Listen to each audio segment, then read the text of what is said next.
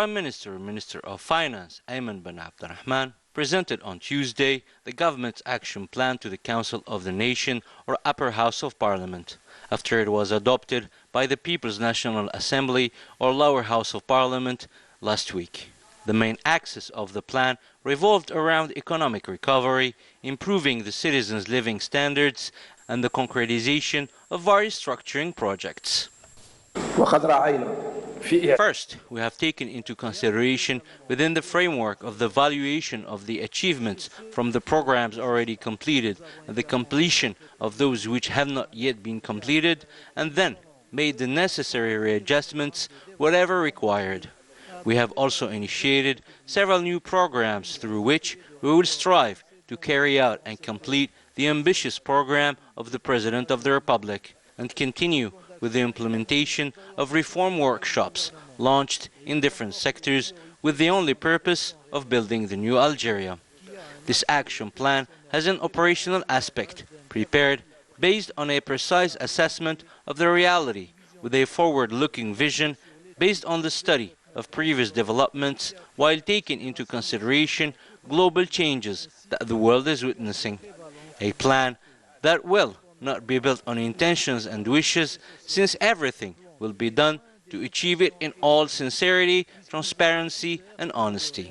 A plan through which we will settle the great imbalances that accumulated over the past years in the absence of foresight and the prevalence of wrongful management, which resulted in the squandering and loss of the nation's wealth. During the first plenary session debates before the Council of the Nation, chaired by its chairman, Salah Goujil, senators demanded more details to be presented about the financing mechanisms of the government's action plan. Debates continued until the end of Tuesday afternoon, as senators pleaded for further amendments of the municipal and provinces codes. The government action plan was deemed ambitious but perfectly achievable if the required conditions are provided for its implementation. Members of the Council of the Nation agreed that the government's roadmap is rather enterprising, particularly in terms of economic recovery. From the start of the first debate session on Tuesday morning, senators called for defining a long-term strategy to encourage investments, the diversification of the economy, with the main objective of reducing Algeria's import bill. This government action plan perfectly expresses the aspiration of Algerians who are suffering from several difficulties due to the country's economic crisis.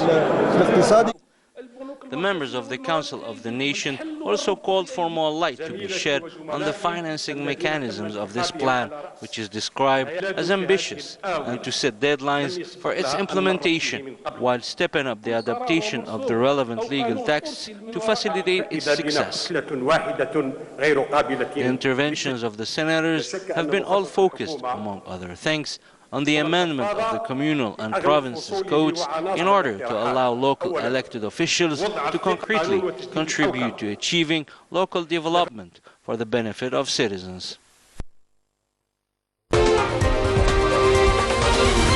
From New York, the Foreign Affairs Minister and National Community Settled Abroad, Ramtan Al-Amamara, said on Tuesday that Algeria will seize the opportunity of the general debate of the 76th session of the General Assembly of the United Nations to present its vision and approach to enable the international community to face the challenges and overcome this decisive phase in the history of humanity.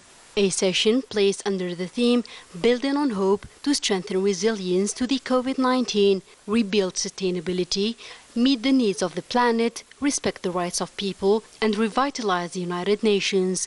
This session offers a special opportunity to member states to reiterate their commitment to multilateralism and international solidarity. On the sidelines of the meeting, several meetings were held by the head of the Algerian diplomacy, Ramtan Al-Amamara. To this effect, he received the Undersecretary of State, Mrs. Victoria Nuland, with whom he agreed on the imperative to strengthen and revive the strategic dialogue, and reviewed ways to strengthen bilateral relations and U.S. investment, especially in the renewable energy sector. The meeting also focused on several regional and international issues of current concern, including the Sahrawi issue and prospects for reviving the political process and direct negotiations between the two parties at issue, namely the Sahrawi Republic and the Kingdom of Morocco. The situation in Libya and the latest developments in the Middle East and the Sahel region were also on the agenda of this meeting. To this end, Mrs. Nuland expressed the support of the United States of America to Algeria's efforts to consolidate peace and security at the regional and international levels. Al-Amamra also met with the Kuwaiti Minister of Foreign Affairs, Chairman of the Council of Arab Foreign Ministers, Sheikh Ahmed Nasser Al Mohammed, on a number of issues related to the situation in the Arab world and the main issues on the agenda of the 76th session of the General Assembly of the UN. Ramtan Al-Amamra also received the President of the International Committee of the Red Cross, Peter Maurer. The meeting focused on humanitarian crises around the world and areas of cooperation between Algeria and the ICRC. Ramtan Al-Amamra also participated in the consultation meeting of Arab foreign ministers. The meeting focused on consultation and coordination of positions on the agenda of the General Assembly, in addition to mobilizing support for decisions pertaining to the Palestinian cause in the General Assembly and monitoring efforts in the Security Council, called upon to assume its responsibility in ending all hostile Israeli exactions against the Palestinian people. I spoke earlier with Ramtan Al-Amamra, who's in New York for the UN General Assembly. In an exclusive interview with CNN, the foreign minister said that Algeria severed its diplomatic relations with Morocco due to its attempt to divide the Algerian people and create instability in Algeria and in the whole North African region. Algeria and many open and covert actions directed against the sovereignty of our country. That is why we believe that taking such a decision was sending the right message to the government of Morocco. That is, we cannot afford to accept anymore such a behavior on the part of a neighboring country. So this is a civilized way of putting an end to a situation that could not last anymore without running the risk to cost more casualties. Concerning the latest developments in Libya, Algeria's Foreign Minister Ramtan Al-Amamra said that Algeria has been always back in the Libyan political process. So we certainly stand by the side of the Libyan people, the side of the Libyan authorities and the government, and we do everything possible to make sure that elections will take place as planned for, and that all the Libyans will be happy to be part and parcel of the political process that would lead to democratization, normalization, and Libya resuming its fair place in the region as a key player.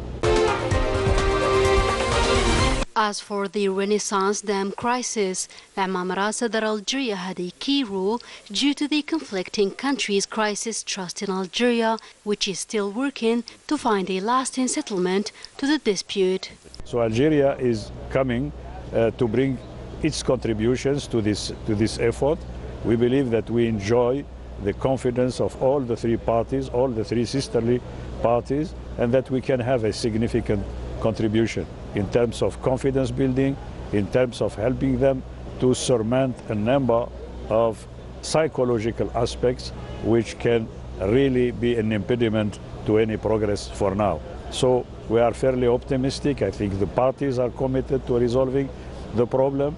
The African Union is helping, and the rest of the international community is certainly looking forward to the three countries surmounting the last obstacles. After several months of vacation, more than 10 million pupils of the three levels are back to school amid drastic hygiene measures. The official kickoff was given by the National Education Minister Abdel Hakim Belabed from the Abraz Mohammed Primary School in Al Mohammedia municipality here in Algiers. The education sector registered more than 800,000 employees among teachers and the administrative staff. The number of teachers reached 510,000. As part of the efforts to accompany the new school year, the education sector received 473 new schools, in which 303 primary schools, 73 middle schools, and 97 secondary ones. All the materials and human means have been mobilized to ensure successful school year, thanks to an educational and pedagogical staff fully determined to accomplish their noble mission. The first day of autumn was marked by heavy rains in several Algerian provinces. These showers, which caused a small material damage, were hailed by the Algerian people after months of drought, hoping for a better agricultural harvest and less water shortages. Yet citizens are called upon to be more vigilant as important rains are in the offing, according to the latest weather forecasts. As part of the efforts meant to beef up the national health system, a new shipment containing 206,000 doses of the Russian vaccine arrived on board of a military aircraft belonging to the AMP to the Boufarik Air Base.